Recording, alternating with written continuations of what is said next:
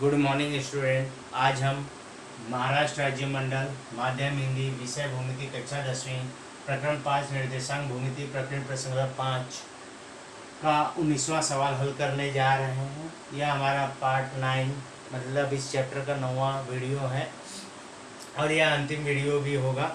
इसी के साथ आपका ख़त्म भी हो जाएगा चैप्टर जो है। तो 19वां सवाल देखते क्या है। बिंदु पी क्यू आर और एस के कारण रेखाखंड ए बी 5 सर्वांशम भागों में विभाजित है। यहाँ पे आपको दिखाई दे रहा है कि ए बी है, इसको 5 सर्वांशम भागों में बांटा गया है। यदि A dash P dash Q dash R dash S एक रेखीय है, हाँ, क्यू और एस का निर्देशांक दिया गया है, बाकी का पूछा गया है। तो इसे हल कैसे करेंगे, तो हम यहाँ पे जरा ध्यान से एक एक करके यहाँ पे चलते हैं। तो यहाँ पे क्यू और आर है, यहाँ पे देखिए A dash P dash Q dash R dash S dash B है। कहने का मतलब है कि ये एक रेखीय है और साथ ही साथ क्या है, तथा सर्वांशम भागों में बांट रहा है। ए पी बराबर पी क्यू बराबर क्यू आर आर एस बराबर एस बी, ये बातें दी गई हैं। ठीक है, नंबर 1। तो सबसे पहले हम शुरुआत इसी से कर लेते हैं। ठीक है, तो यहाँ पे चूंकि क्यू आर बराबर आर एस, इसका मतलब क्या हो गया, बिंदु आर जो है क्यू आर का क्या, क्यू एस का क्या है, मध्य बिंदु हुआ। तो इसको हम लोग एक्स कॉमा वाई ले लेते हैं, इसे x1 कॉमा y1 और इसे x2 कॉमा y2 ले लेते हैं। ठीक है, तो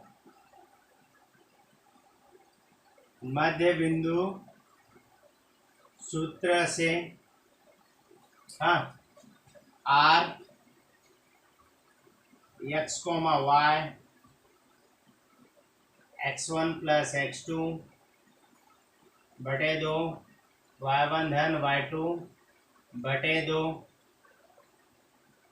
x1 12 धन 4 बटे 2 y1 14 y2 18 बटे 2 16 बटे 2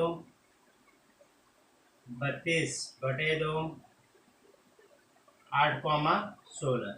तो ये आ गया क्या, आर का मान आया ना, ये आर का मान आ गया क्या, 8 कॉमा 16 आ गया। ठीक है, अब इसी प्रकार से अब ये साइड का बी का भी ज्ञात कर लेते हैं। चूंकि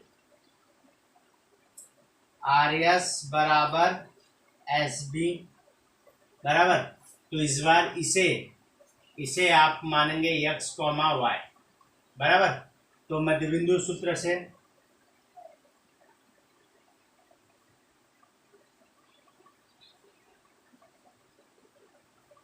मध्य बिंदु सूत्र से हाँ, और इसे मान लेते हैं x1 कॉमा y1 और इसे मान लेते हैं x2 कॉमा y2 बराबर। तो इस प्रकार से आप सॉल्व कीजिए। अब इस दोनों चीज़ों को, ये जो चीज़ें मिल गई इसे हटा दीजिए। ठीक है, अब ये आपके सामने है जो है, एक बार में एक ही चीज़ को बस ध्यान में रखिएगा।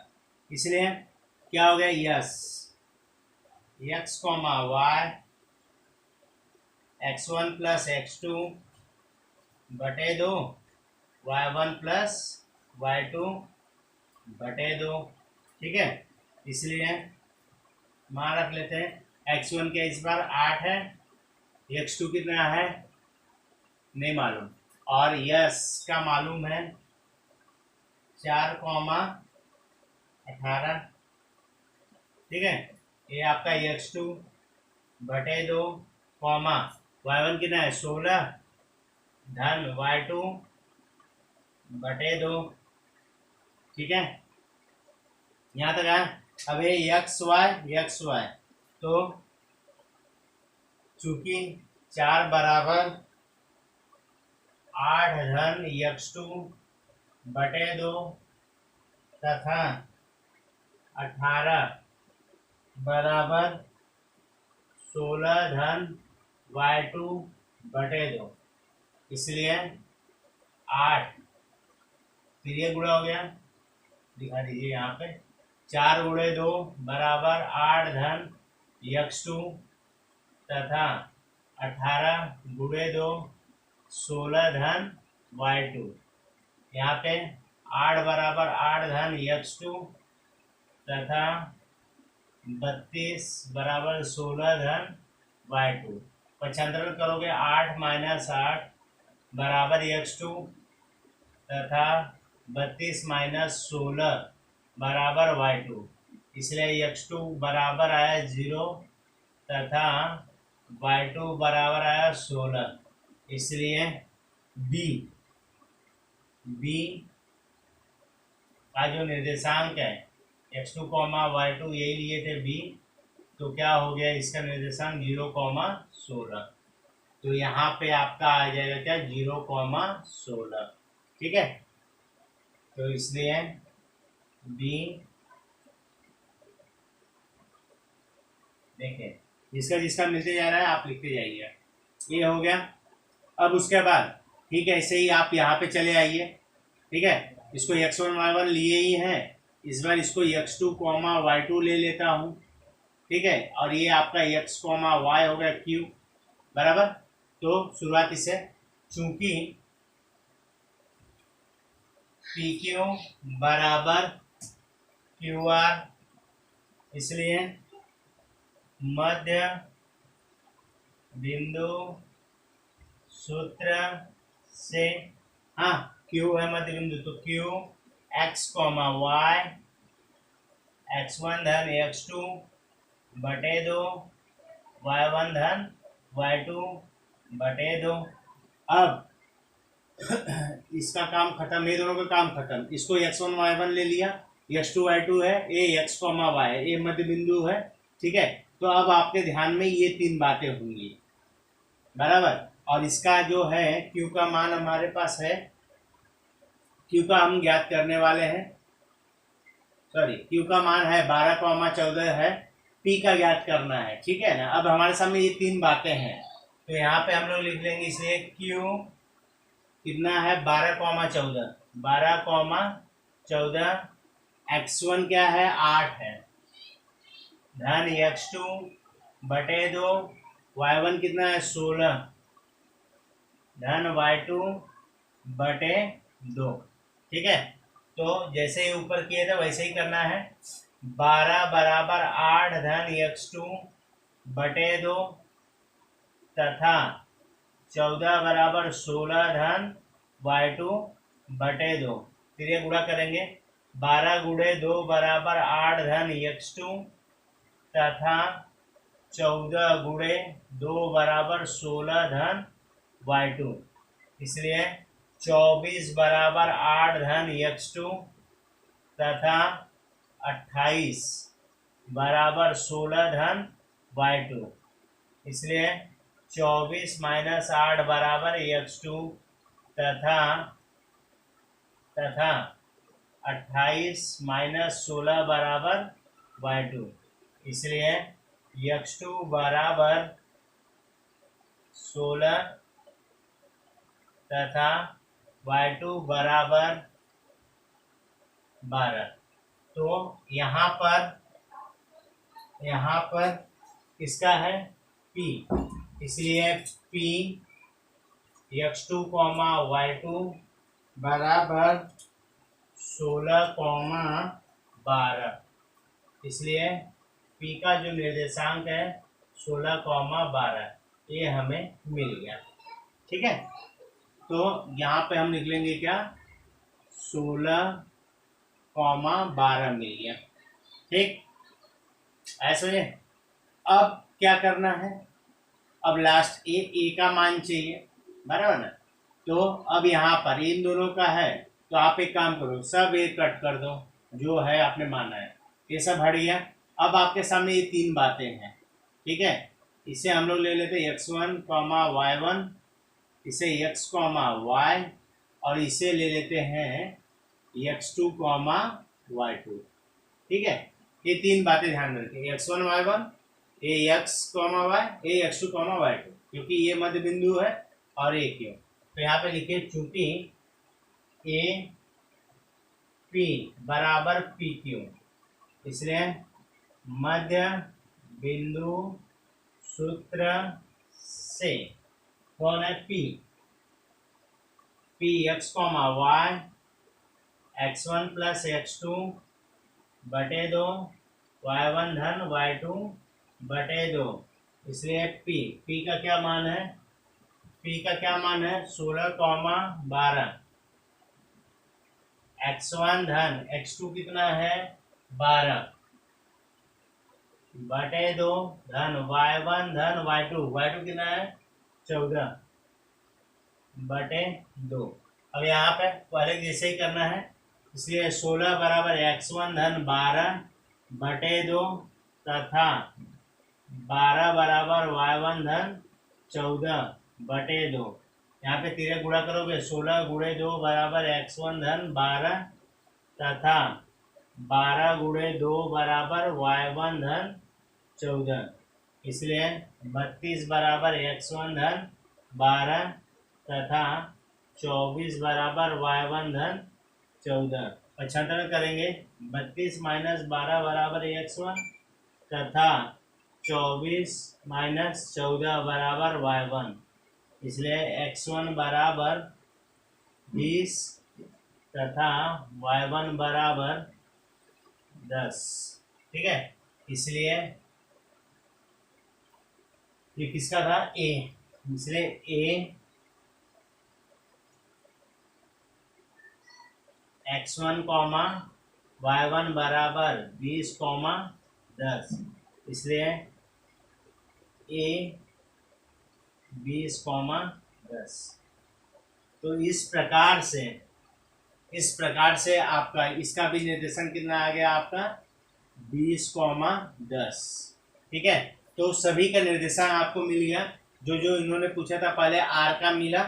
तो कहने का मतलब ये है, जो हम मान रहे हैं तो एक समय में एक ही चीज को ध्यान में रखना है, इसलिए उसको जो कट करते जा रहे हैं हम, उसको कट करके आप वो हटा सकते हो। जब मान रखना है, जिस चीज को आप देख रहे हो सिर्फ उसी चीज को ध्यान में रखना है।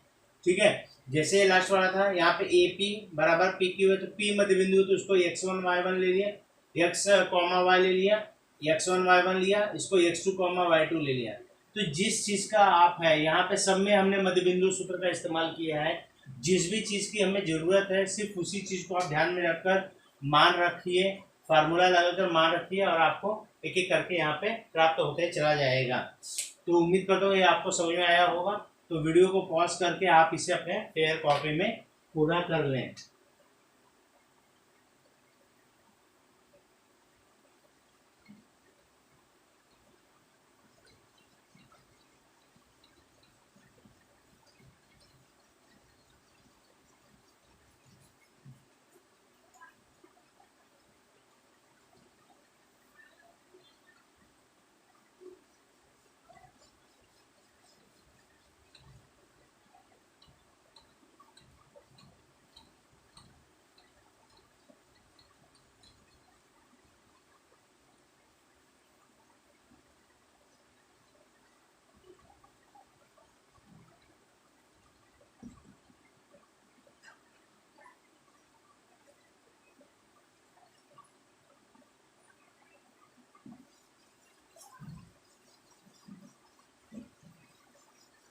सवाल ये 4 मार्क वाले सवाल तो बड़े प्रश्न हैं, आसान है, लेकिन वही है, थोड़ा सा ध्यान लगाना है, सूत्रों का बराबर ध्यान रहे, और एक समय में एक ही चीज़ जिसका इस्तेमाल करना है, सिर्फ उसी चीज़ को ध्यान में रखते हुए आप अच्छे से सॉल्व करेंगे तो आपको सवाल सही जाएगा। अगला देखते हैं, 20वां जो सवाल है, 20वां हल। 20वें वाले सवाल में क्या पूछा है उसे ध्यान में रखना है।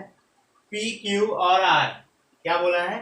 पी क्यू और आर इन बिंदु से होकर जाने वाले वृत्त के केंद्र का निर्देशांक हमें ज्ञात करना है। वृत्त के केंद्र का निर्देशांक ज्ञात करना है। ठीक है, तो सबसे पहला हम एक वृत्त बना लेते हैं। सबसे पहले हम एक वृत्त बना लेते हैं। ये त्रिभुज ले लिया। पी 6 -6,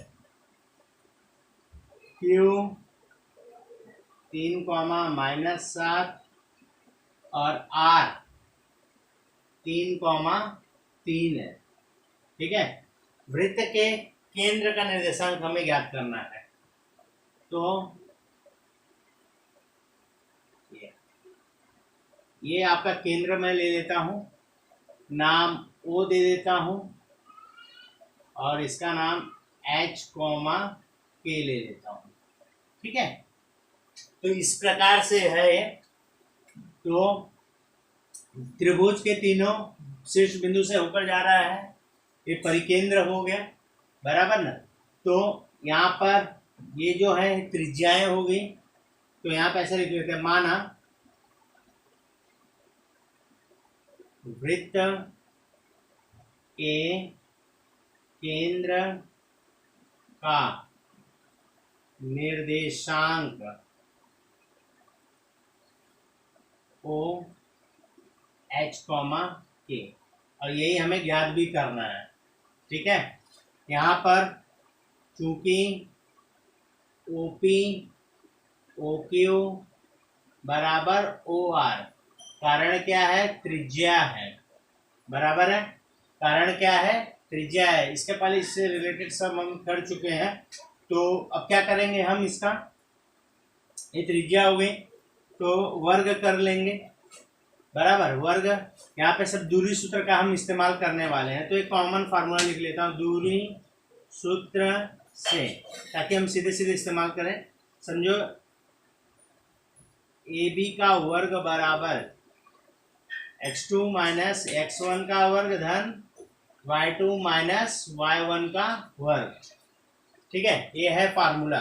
तो अब इसका चूंकि OP बराबर OQ, इसको नंबर 1 दे देता हूं, कथन 1 से दोनों पक्षों का हम लोग वर्ग कर लेते हैं, दोनों पक्षों का वर्ग करने पर, वर्ग करोगे तो OP का वर्ग बराबर OQ का वर्ग, इस प्रकार से आपको मिलेगा। अब हम यहाँ पे फार्मूला लगा सकते हैं। तो यहाँ पे इसको x1 y1 ले लो, इसे x1 y1 ले लो, ये x1 y1 जरूरत के हिसाब से काम करेंगे, इसे x2 y2 ऐसा ले लेते हैं।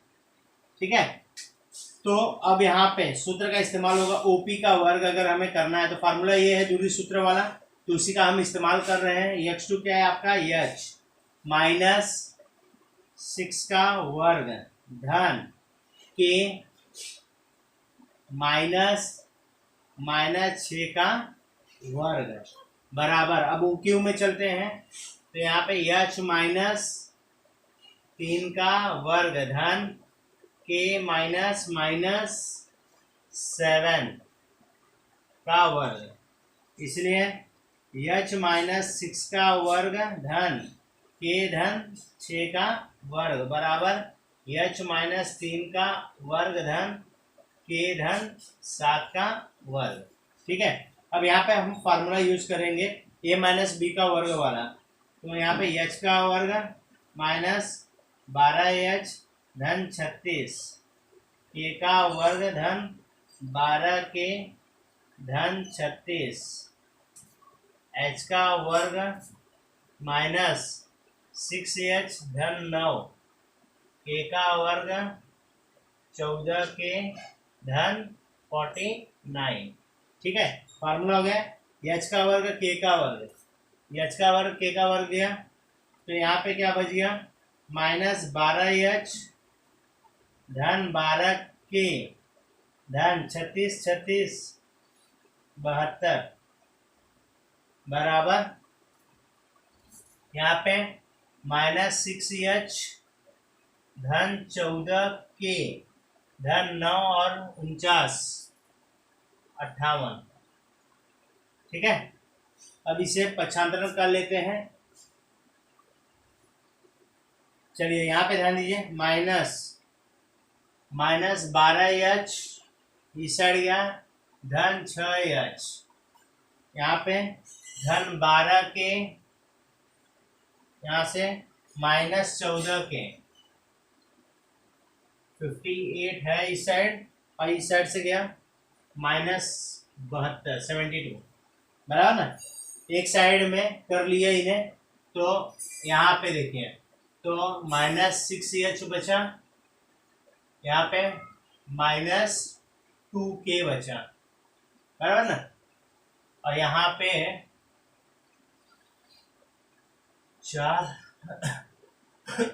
14 -14 बचा,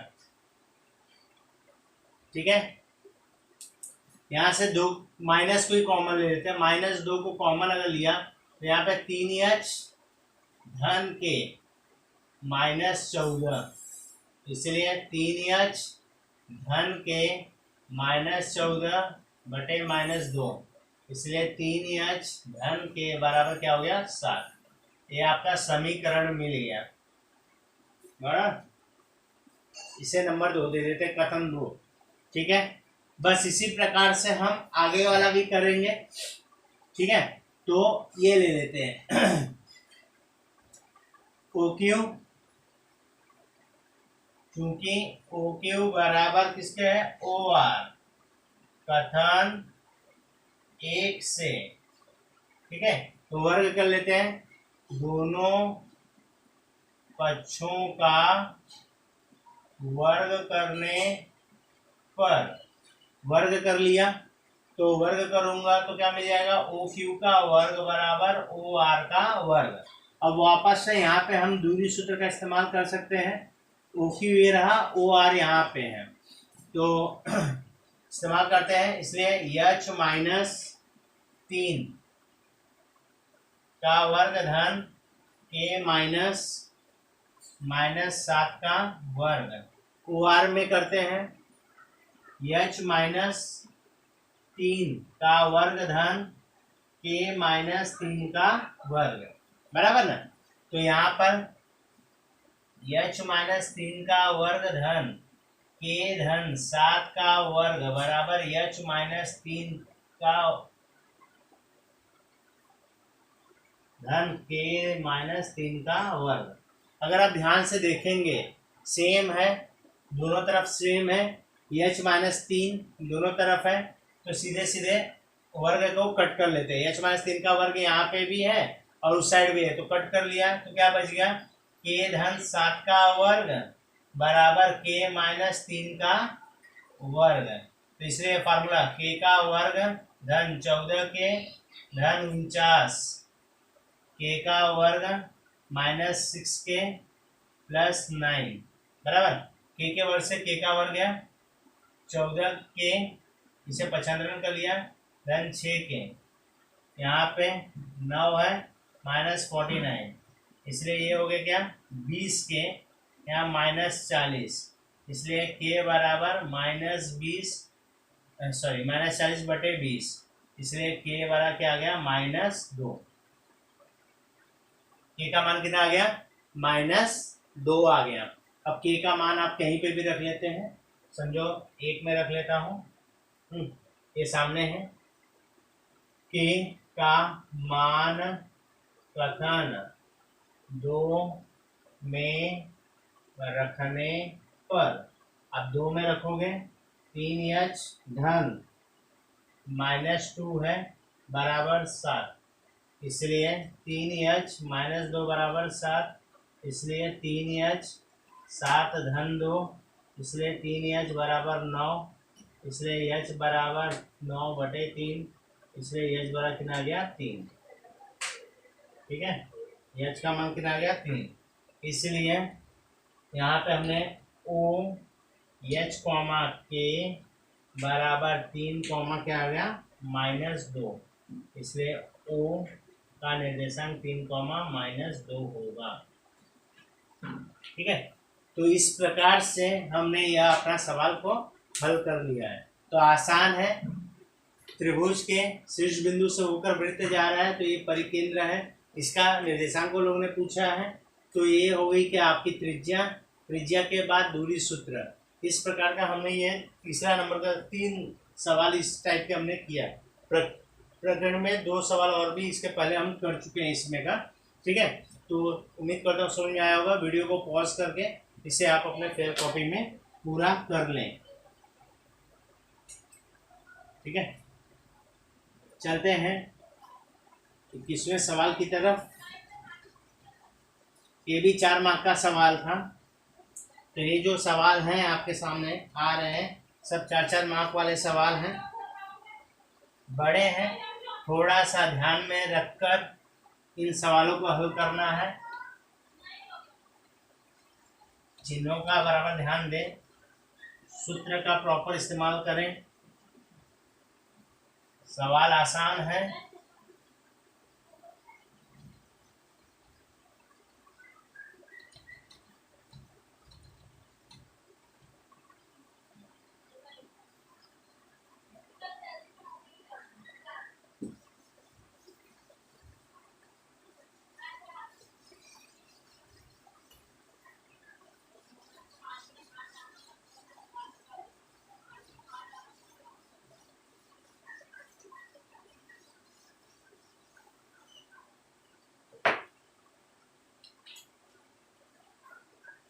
चलिए 21वें सवाल की तरफ बढ़ते हैं। 21वां सवाल क्या कह रहा है पहले उसे समझ लेते हैं। ठीक है, क्या कह रहा है? समांतर चतुर्भुज के 3 शीर्ष बिंदु के निर्देशांक ए बी सी हो तो चौथे बिंदु के सभी निर्देशांकों की जितनी संभव हो उतनी जोड़ियां ज्ञात करें। तो समांतर चतुर्भुज की बात हो रही है, तो चलिए एक समांतर चतुर्भुज यहाँ पे मैं बना देता हूँ। ठीक है, ए ले लिया। ठीक, यहाँ पर ए ले लेता हूँ, बी ले लेता हूँ, सी ले लेता हूँ। ठीक है, इसे डी ले लेता हूँ। ए का निर्देशांक कितना दिया है? ए का निर्देशांक 5,6 दिया है। बी का निर्देशांक 1,-2 दिया है और सी का जो निर्देशांक है वह 3,-2 दिया हुआ है। 5,6, 1,-2, 3,-2 ये दिया हुआ निर्देशांक। तो क्या कह रहा है कि चौथा तो इसे हम x1, y1 ले लेते। ये पहला हो गया। तो संभावनाएं बोल रहा है, तो क्या क्या हो सकती हैं संभावनाएं, उसे चीज को हम समझने का प्रयत्न करेंगे। ठीक है, तो क्या क्या है संभावनाएं? 4 है ये टोटल। क्या 3 संभावनाएं आने वाली है। कौन सा? एक ये हो गया। दूसरा, जैसे तीनों को मिलाकर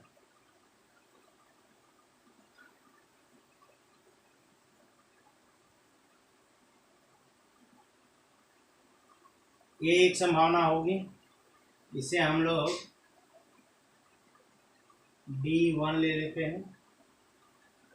ठीक है, एक ये है संभावना।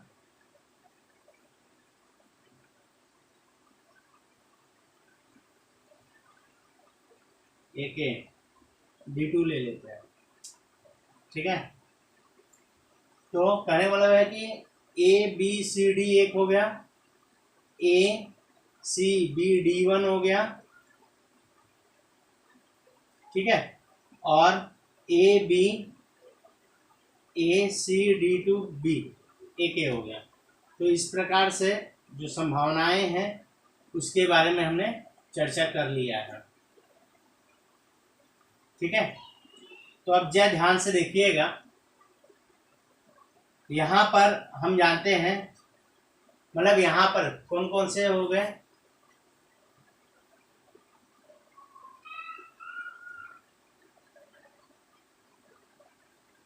चौथे बिंदु के सभी निर्देशांकों की जितनी समूह उतनी जोड़ियां ज्ञात करना है। चौथे बिंदु के सभी संभावित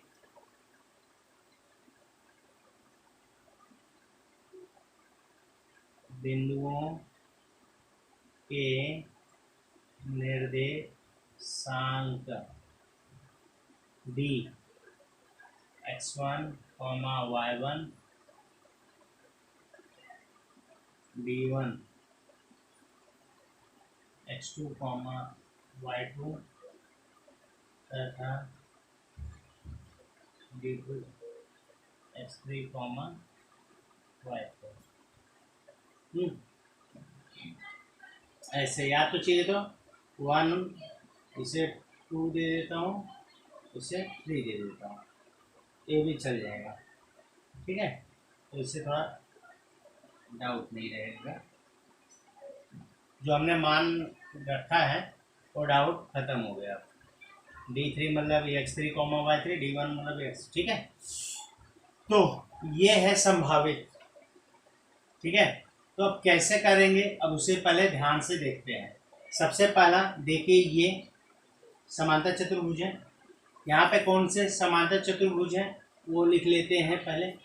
तो जैसे ये वाला ले लिया, ABCD1 ले लिया, फिर ACBD2 ले लेता हूँ। ठीक है, जरा ध्यान से देखना, चतुर्भुज ABCD1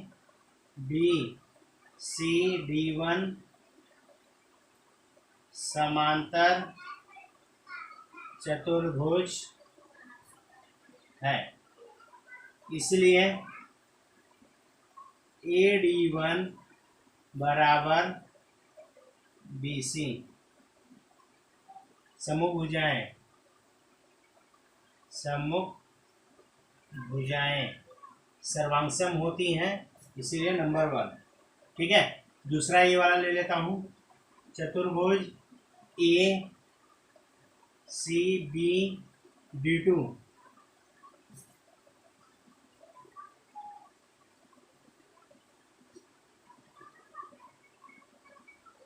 ठीक है, समांतर चतुर्भुज है, इसलिए यहाँ पर AD2 बराबर BC। सम्मुख भुजाएं कैसी होती हैं, सर्वांगसम होती हैं। तो जरा कथन 1 व 2 को देख लीजिए। कथन 1 व 2 से क्या मिला हमें, AD1 बराबर AD2 मिला, बराबर ना। AD1 बराबर है BC के, AD2 बराबर है BC के, तो AD1 बराबर AD2 मिल गया यहाँ पर। तो सीधी सी बात है, इसका मतलब यह हो गया कि ये मध्य बिंदु हो गया, बराबर ना। इसका मतलब क्या हो गया, बिंदु A रेख D1 D2 का मध्य बिंदु है,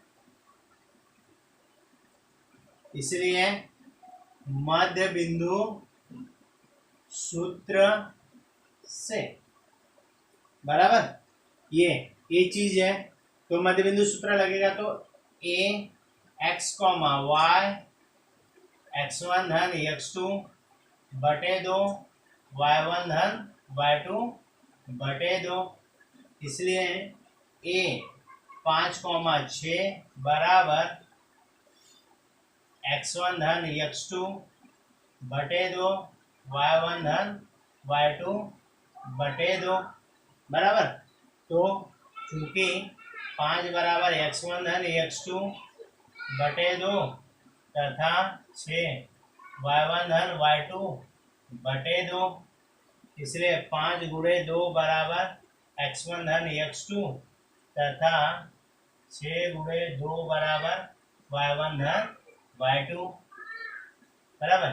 इसलिए x1 धन x2 बराबर 10, इसे दे देता हूँ नंबर 3 नंबर दे देता हूँ, तथा y1 धन y2 बराबर 12 नंबर 4। 1 2 तो ये लेके किए थे, तो इसलिए नंबर है, तो ये तीसरा चौथा हो गया। ठीक है, तो क्या समझ में आया? समझ में ये आया कि ये इसका क्या है, मध्य बिंदु है, बराबर। इसी प्रकार से सेम ऐसे ही करके हम ये बता सकते हैं कि ये वाला इसका मध्य बिंदु होगा, और बी D1 D3 का मध्य, D2 D3 का मध्य बिंदु होगा, और सी जो है वह D1 और D3 का मध्य बिंदु है। तो इसी प्रकार ठीक है, इसी प्रकार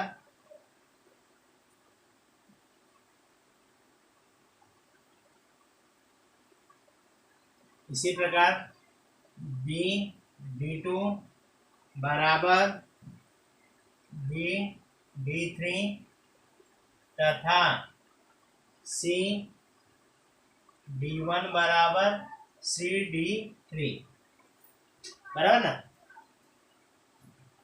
तो यहाँ पर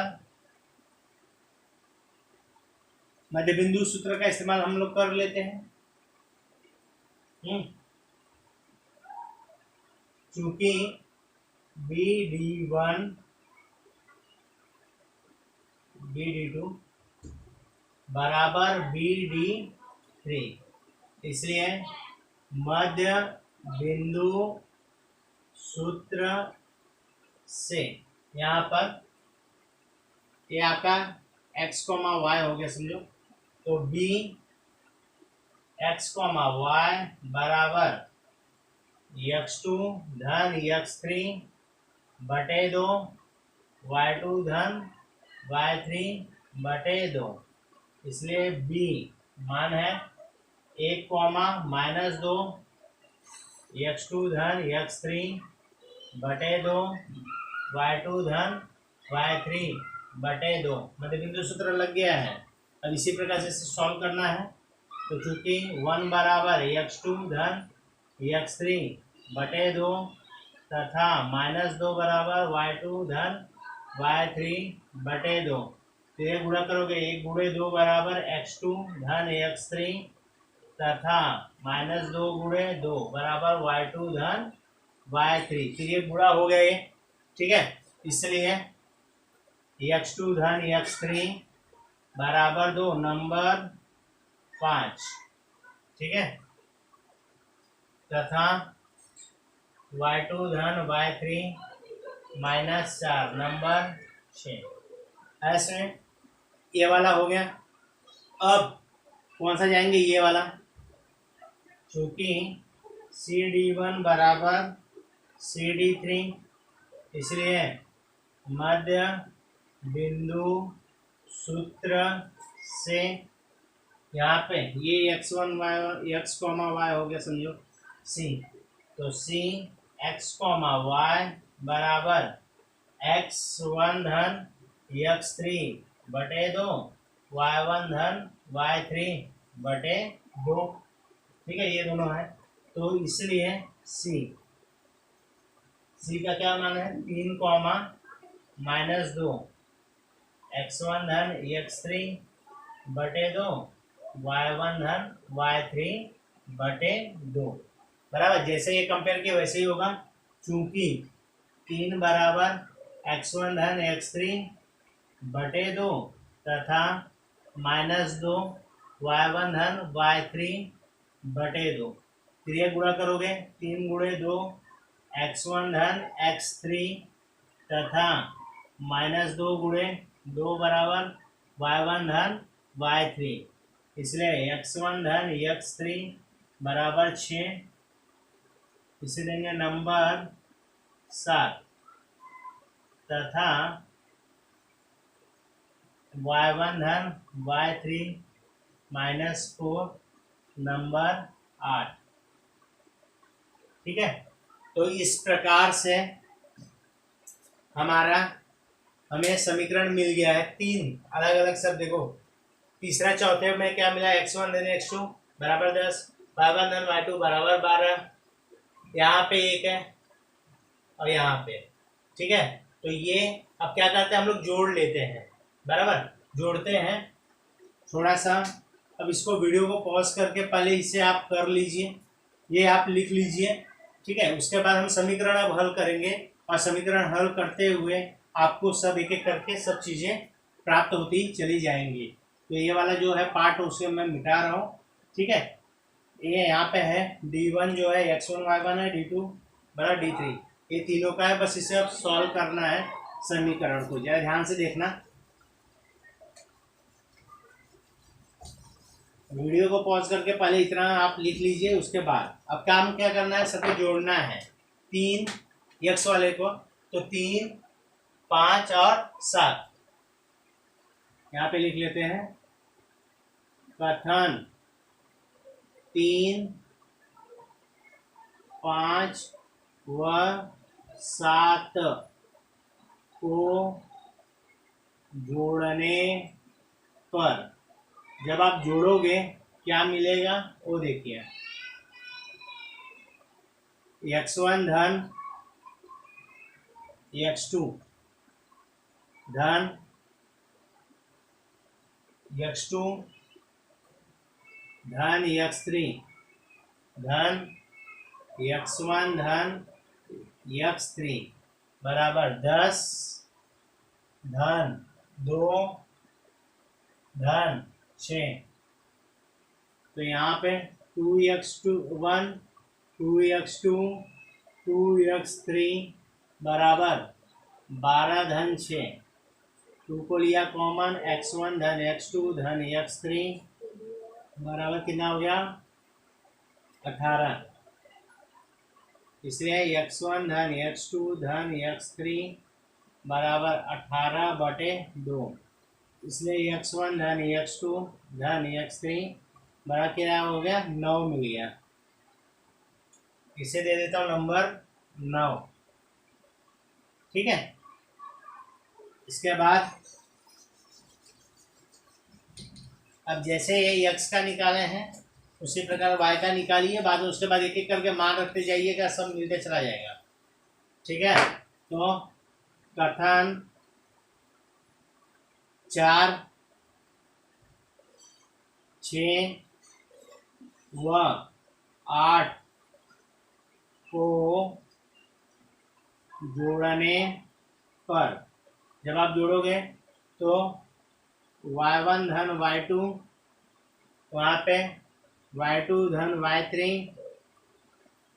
y1 धन y3 यहाँ से 12 धन -4 है धन -4 है, ठीक है। तो ये हो गया 2y1 धन 2y2 धन 2y3 12 -4 -4। इसलिए 2 को कॉमन, y1 धन y2 धन y3 बराबर 8 -4। इसलिए y1 धन y2 धन y3 4/2। इसलिए y1 धन y2 धन y3 बड़ा क्या मिल गया 2। इसे दिया नंबर 10, ठीक है। अब ये चीज मिल गया। अब एक एक करके आप मान रखते जाइए। तो x1 धन x2 का मान मतलब कथन 3 व 9 से 3 व 9 से 3 में क्या था x1 धन x2 का मान है, यहाँ पे डायरेक्ट 10 धन x3 बराबर क्या है 9। इसलिए x3 9 - 10, इसलिए x3 का मान कितना आ गया -1, ठीक है। x3 का क्या मान आ गया, x3 का मान आ गया -1, ठीक है। अब ये x3 का मान हम लोग कहाँ रखते हैं 5 में।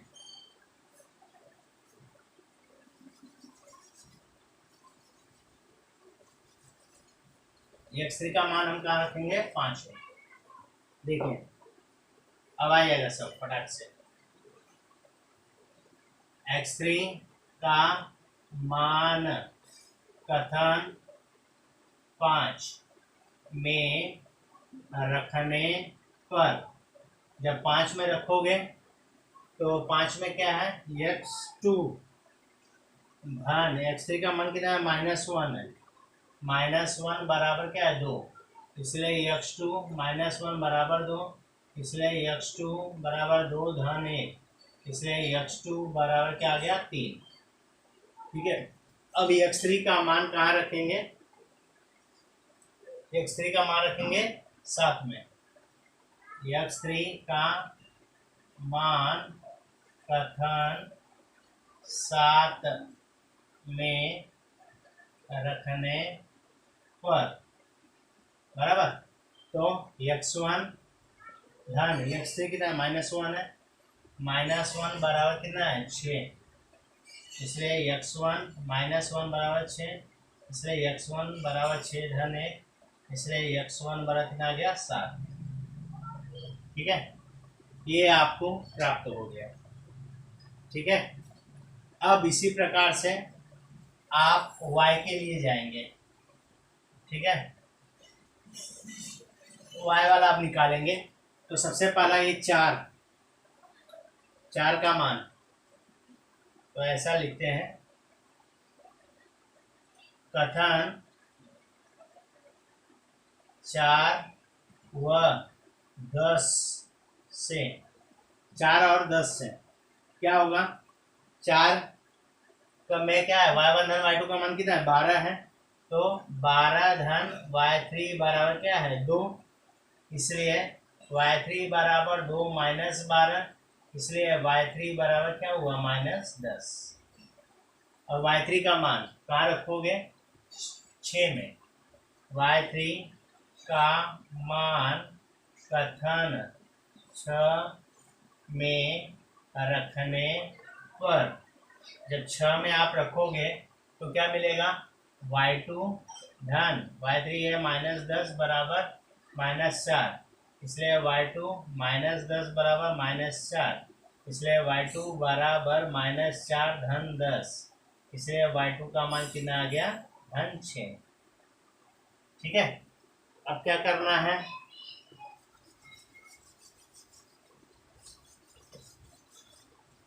अब क्या करना है, y3, अब क्या करना है, y3,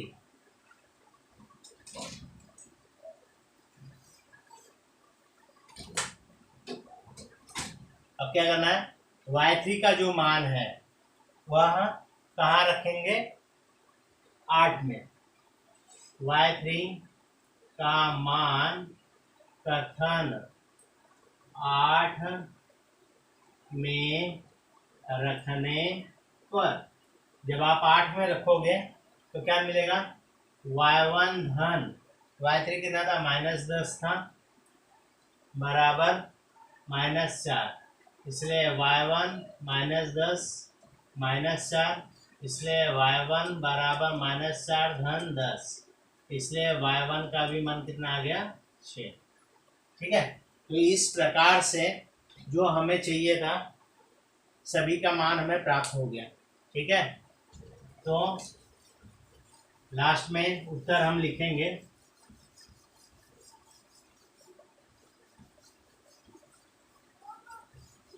अब अंतिम में है उत्तर।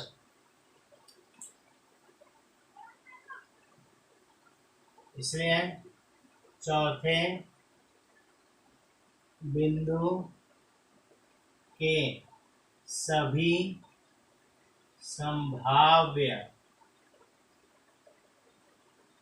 निर्देशांक क्रमशः d1 x, y1 था, x1 y1, तो क्या मिलेगा हमें, क्या मिला, x1 का क्या मान है,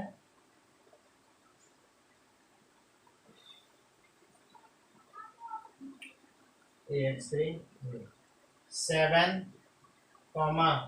y1 कहाँ है, 6,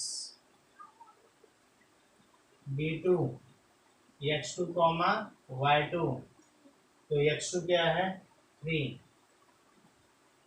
y2 क्या है, 6, तथा d3 x3 y3, तो x3 क्या है, -1, y3 कितना है, -10। तो ये आपका उत्तर हो गया। उसने पूछा था कि जो चौथा बिंदु हो गया, चौथे बिंदु का संभाव्य निर्देशांक क्या होगा, तो इस प्रकार से हमें प्राप्त होगा। 3 होंगे, 7,6, 3,6 और -1, -10, इस प्रकार से हमें ये प्राप्त होंगे। ठीक है। अब इसके बाद है 22वां सवाल। 22वां सवाल जो कि ढाल से संबंधित है, इस साल के लिए सिलेबस से बाहर कर दिया गया है और इसी के साथ आपका प्रकीर्ण प्रसंग 5 जो है वह पूर्ण हुआ। उम्मीद करता हूँ कि आपको समझ में आया होगा। वीडियो को पॉज करके आप बाकी वाला हिस्सा ये जो है वह लिख लीजिए। काफ़ी थोड़ा सा बड़ा सवाल था, 4 मार्क के लिए है। ठीक है, तो उम्मीद करता हूँ कि यह चैप्टर आपको समझ में आया होगा। धन्यवाद।